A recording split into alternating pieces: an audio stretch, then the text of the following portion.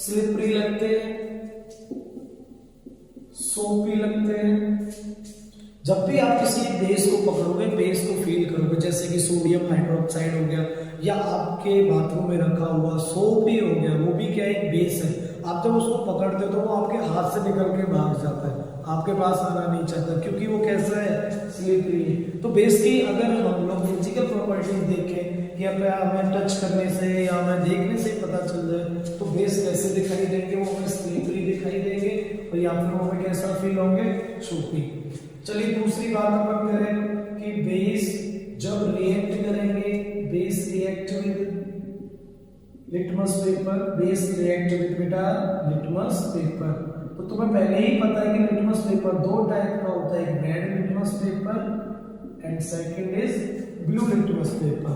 जैसे बेस को अगर हम रेड लिटमस पेपर के पास में लेके आएंगे तो क्या चेंज होगा, और बेस को जब हम ब्लू लिटमस के पास में लेके आएंगे तो क्या चेंज होगा। तो जैसे बेस को रेड के पास लेके आए तो हमारा रेड लिटमस पेपर चेंज हो जाता है ब्लू लिटमस पेपर में, रेड से चेंज हो जाता है ब्लू में।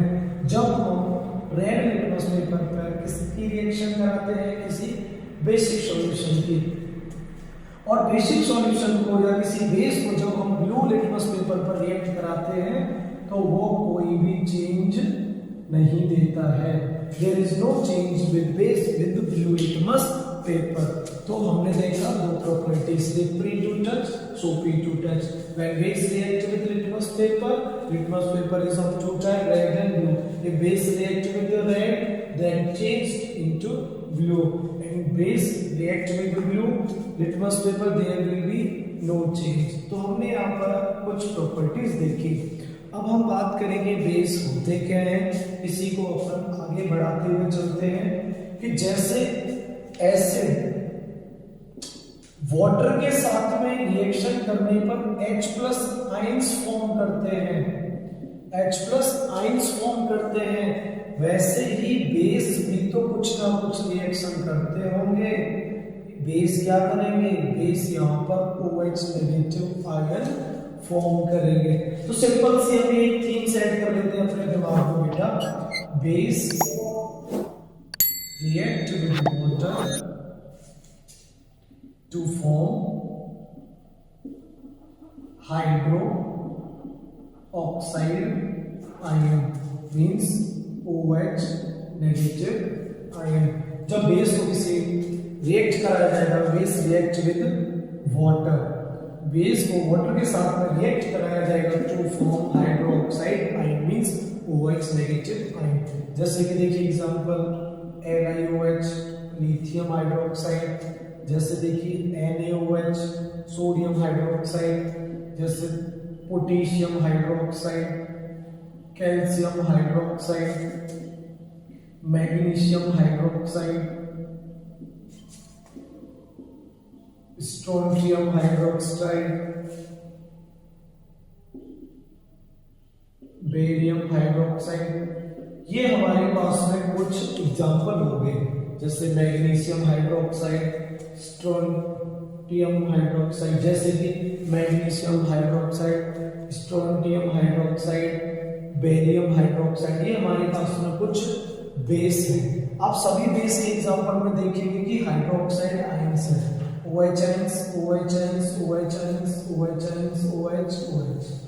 तो जब इस बेस को हम किसके साथ में लेके चलेंगे बेटा, वाटर के साथ में, तो सीधी सी बात क्या देखी जाएगी कि सारे के सारे ये बेस वाटर में डालने पर हमें क्या देने वाले हैं, OH नेगेटिव आयंस हमें देने वाले हैं।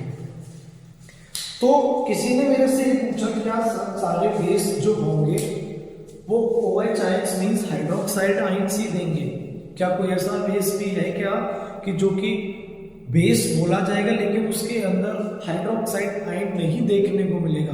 तो हाँ, हमारे पास में एक ऐसा एग्जांपल भी है जिसको अपन बोल सकते हैं कि बेस विदाउट हाइड्रोक्साइड आयन, कि ऐसा कोई बेस है जो कि हाइड्रोक्साइड कंटेन नहीं करेगा और फिर भी वो क्या माना जाएगा, बेस। तो हमारे पास में वो एग्जांपल बन जाता है अमोनिया। क्या बन जाता है, अमोनिया NH3। तो अमोनिया की जब हम बात करते हैं तो इसका नेचर क्या होता है, बेसिक नेचर होता है। तो ये एक ऐसा बेस है जो कि बेस की तरह बिहेव करेगा रिएक्शन के दौरान, लेकिन इसके पास में हाइड्रोक्साइड आयन नहीं है। ऐसे कई और भी हमारे पास में एग्जांपल्स हैं जो कि हाइड्रोक्साइड आयन कंटेन नहीं करेंगे, फिर भी वो क्या कहलाए जाएंगे, बेस। लेकिन आपको अपने सिलेबस के हिसाब से पहले 3 बेस के लिए यही सेट करनी है कि बेस को वाटर के साथ में रिएक्ट कराने पर हमें OH नेगेटिव आयंस मिल जाते हैं। तो जल्दी से नोट करिए ये प्रॉपर्टीज, जल्दी जल्दी नोट करिए बेटा, जल्दी नोट करिए। चलिए हम आगे बढ़ते हैं।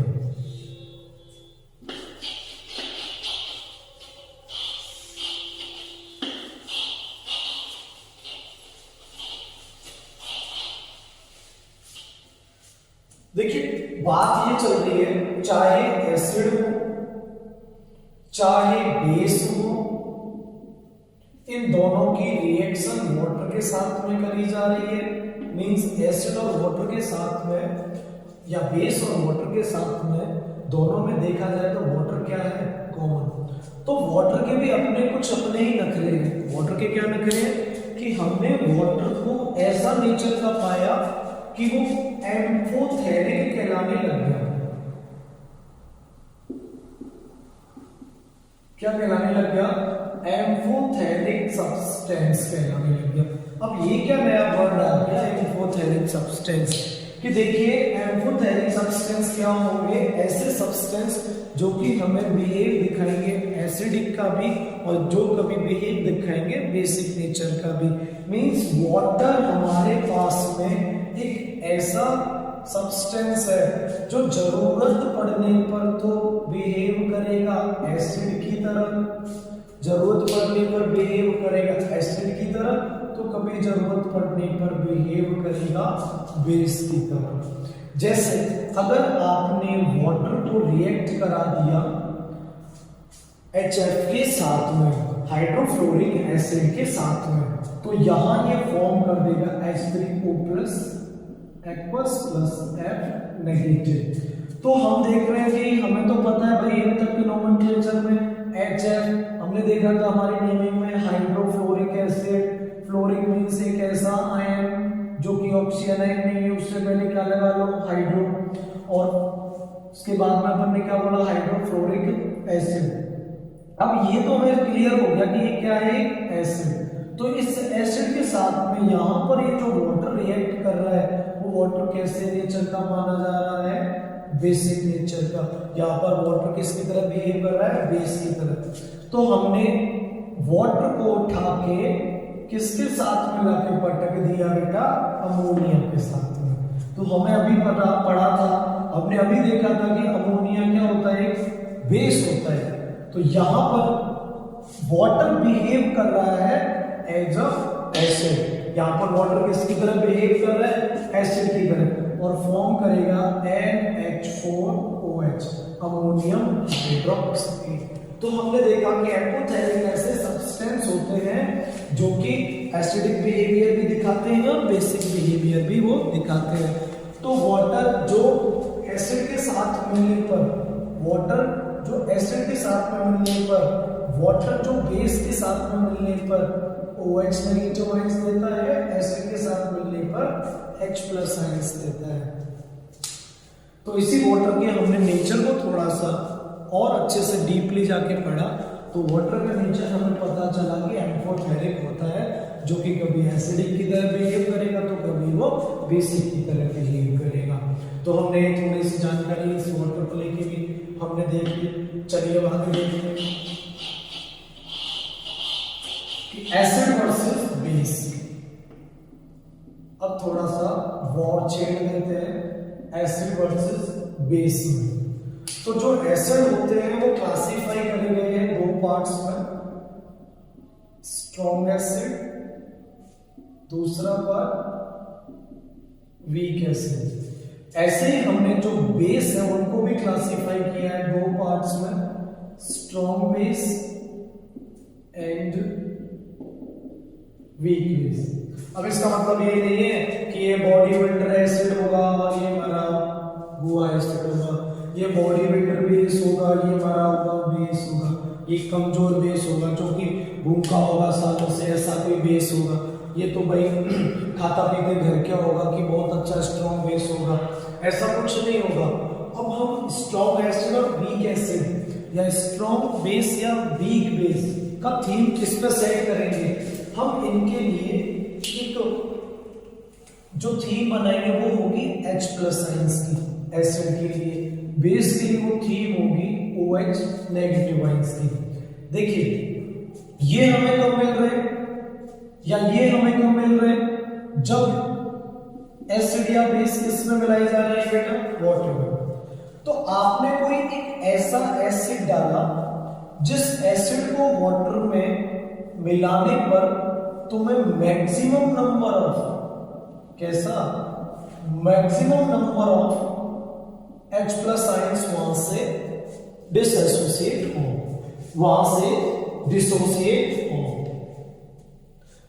ऐसा कोई एसिड मिल जाए वाटर के साथ में मिलाने पर H प्लस आइंस हमें पार्शियली फॉर्म करे। कैसे फॉर्म करे? पार्शियली, मतलब इनकम्प्लीट डिसोसिएशन, मतलब वहां पर H प्लस आइंस अच्छी तरीके से नहीं निकलेंगे। जहां पर कंप्लीट आयनाइज्ड ऑफ आयंस नहीं होगा। और स्ट्रॉन्ग एसिड में क्या होगा? कंप्लीट आयनाइज्ड होगा, maximum number of H plus ions हमें देखने को मिलेंगे। जितने ज्यादा H प्लस आयंस हमें मिल रहे हैं, जितनी ज्यादा कंसंट्रेशन हमें H प्लस आयंस की सॉल्यूशन में मिल रही है, वो उतना ही अच्छा स्ट्रॉन्ग एसिड है। अब भाई H प्लस आयंस ही तो एसिड बना रहे हैं और ये कंसंट्रेशन हमने कम कर दी तो क्या हो रहा है? हमारा वो एसिड वीक एसिड बनता जा रहा है। इसी H प्लस की कंसंट्रेशन को हम आगे एक टॉपिक में रिलेट करेंगे, जिस टॉपिक को हम पढ़ेंगे पीएच स्केल के नाम से, क्योंकि उस पीएच स्केल के अंदर 0 to 14 वैल्यू हम दे रखी होंगी। उन वैल्यू की जो स्टडी करी जा रही होगी concentration of H plus ions के बिहाव पर। तो देखिए जब आपने एसिड को लेके मसीहा बनाया H प्लस को, तो हम बेस को लेके क्या कर सकते हैं? OH होगा वही वहां पे। अगर स्ट्रॉन्ग बेस कौन होगा? स्ट्रॉन्ग बेस पानी के साथ में जब रिएक्ट करेगा तो OH बनाएगा मैक्सिमम नंबर। जैसे एसिड मैक्सिमम नंबर पे H प्लस बना रहे थे, बेस क्या करेगा? मैक्सिमम नंबर पे OH बनाएगा। वैसे ही वीक बेस फॉर्म करेगा वाटर के साथ में पार्शियली डिसोसिएशन ऑफ आयंस। क्या करेगा बेटा? Partially dissociation of ions means यहां पर कंप्लीट आयनाइज्ड ऑफ आयंस हमें देखने को नहीं मिलेगा। कंप्लीट आयनाइज्ड ऑफ आयंस हमें देखने को नहीं मिलेगा।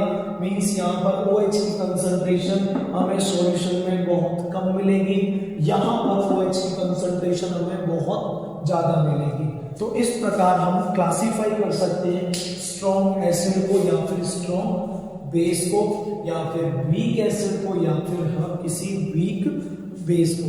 तो डेफिनेशन क्या बनती है हमारे स्ट्रॉन्ग एसिड की? स्ट्रॉन्ग एसिड की डेफिनेशन बनती है जब किसी एसिड को वाटर के साथ में रिएक्ट कराने पर हम वहां पर maximum number of H plus ions देखें तो उसको हम बोलेंगे स्ट्रॉन्ग एसिड। और वीक बेस के लिए या स्ट्रॉन्ग बेस के लिए क्या डेफिनेशन बनेगी? स्ट्रॉन्ग बेस के लिए डेफिनेशन बनेगी कि किसी भी स्ट्रॉन्ग बेस को जब हम वाटर के साथ में रिएक्ट कराएंगे तो वहां से हमें maximum number of OH negative ions means hydroxide ion देखने को मिलेंगे। कि when an acid react with water, when an acid react with water, it completely ionized, it completely dissociate ions, it completely dissociate ions। Bracket में क्या लिख लो? H plus ions. कौन सी form में? Aqueous form में। या आप लिख सकते हो H3O plus ion means hydronium ion. तो क्या लिखा बेटा? When acid react with water, it completely ionized or completely dissociate ions means H plus ions. That side to be strong acid, they said to be strong acid. Example, अरे sir बिना example के तो दुनिया बड़ी सोनी सोनी लगती है, बिना example के है ही क्या, तो ले लो चलो स्ट्रॉन्ग एसिड की एग्जांपल। एग्जांपल सबसे सस्ता नशा किसका, HCl का, जो कि नर्सरी का बच्चा भी जानता है कि भाई HCl क्या होता है, क्योंकि उसके पेट में भी तो HCl है ना। दूसरा H2SO4, HI, HBr, ये हमारे पास में कुछ ऐसे एसिड मिल गए जो कि कैसे होंगे, स्ट्रॉन्ग एसिड होंगे, जो कि कंप्लीटली आयनाइज्ड हो जाएंगे किसके साथ में, वाटर के साथ में। अच्छा, स्ट्रॉन्ग बेस की जब अपन बात करते हैं, स्ट्रॉन्ग बेस के लिए नोट करके भी लिख लीजिए या फिर डायरेक्ट एग्जांपल भी समझ लीजिए कि स्ट्रॉन्ग बेस वो होंगे जो हाइड्रोक्साइड होंगे एल्कली मेटल। हाइड्रोक्साइड किसके होंगे, एल्कली मेटल के, क्योंकि अरेनियस ने क्या बोला है बेस के लिए। अच्छा, हमने आपको एक बात बताना भूल गए कि अरेनियस ने बेस को लेके क्या बोला था, कि देखो अरेनियस अपने बेस, जो पहला तो एसिड हो गया, दूसरा बेस, तो बेस को लेके क्या बोला अरेनियस ने कि भाई ये आयनिक कंपाउंड है। क्या है ये, आयनिक कंपाउंड है। चलो ठीक है, आयनिक कंपाउंड है तो जो बेस का फॉर्मेशन होगा वो फॉर्मेशन होगा कि मेटल किसी हाइड्रोक्साइड आयन के साथ में अटैच होगा। मींस मेटल किसके साथ में अटैच होगा, हाइड्रोक्साइड आयन के साथ में, मींस MOH क्या होगा, MOH मेटल हाइड्रोक्साइड। तो यहाँ अभी हमने देखा था कि एग्जांपल्स कुछ LiOH, NaOH, KOH, सभी के सभी देखिए, लिथियम, सोडियम, पोटेशियम, सभी के सभी कौन है, मेटल। बाद में किसके साथ जुड़े हुए, हाइड्रोक्साइड आयन के साथ में। तो ऐसे ही हमने देखा कि स्ट्रॉन्ग बेस जो होंगे वो hydroxide of alkali metal, means कौन से मेटल होंगे हाइड्रोक्साइड के साथ में, एल्कली मेटल।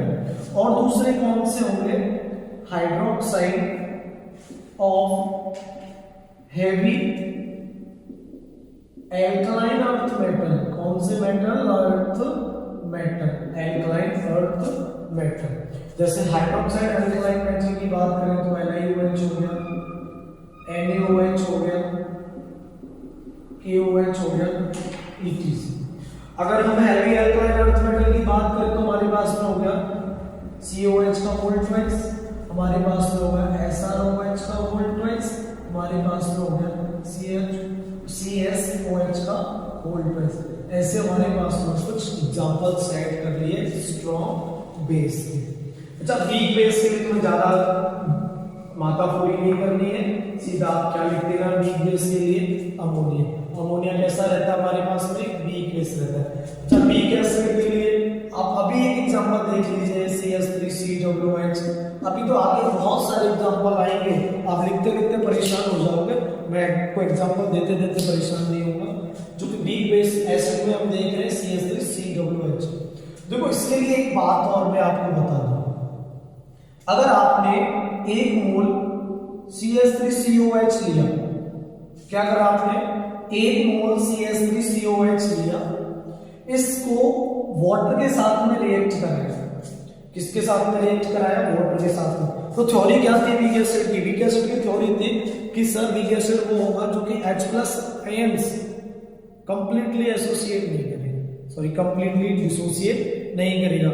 वहां पर कैसे आयंस मिलेंगे, H+ आयंस पार्शियली। तो इसका मतलब कुछ ऐसा ही हो रहा होगा वाटर के साथ में कि 1 मोल CH3COOH लिया हमने, तो वाटर के साथ में देखा जाता है कि इसके पास में 0.4%, कितना percent, 0.4% of dissolve molecule, 0.4% of dissolve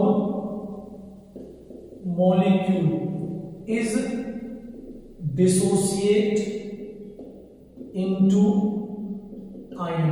मतलब भाई 100% हमारे पास में कोई सैंपल है जिसमें से 0.4% of dissolve molecule is dissociate into ion. सिर्फ आयन में इतने बदल रहे हैं, बाकी के रिमेनिंग कितने रह गए, 99.6% इज आयंस, तो भैया ऐसे रहेंगे जो कि नॉट डिसोसिएट, जो कि टेक पार्ट कर ही नहीं रहे। तो इसीलिए भाई सीधी बात है, यहाँ पर कंसंट्रेशन H+ की घट गई ना, क्योंकि भाई वो तो मदद करने के लिए तैयार ही नहीं है, अकेला क्या करेगा बेचारा। तो इसलिए तो वीक तो बनना ही पड़ेगा, क्योंकि स्ट्रॉन्ग तो उसको कौन बनाने वाला है, H+। जो H+ तो कोई देने के लिए तैयार ही नहीं है, बाकी के तो सबने हाथ खड़े कर दिए अपना से H+ लाए। तो यहाँ से हम ये थ्योरी सेट कर लेते हैं, बेसिक आइडिया ले लेते हैं पूरा, strong acid, weak acid, strong base and weak base. तो ये हमारा लेक्चर था आज का, जिसमें हमने देखा कि strong acid, weak acid, strong base and weak base on behalf the concentration of OH- ions and H+ ions.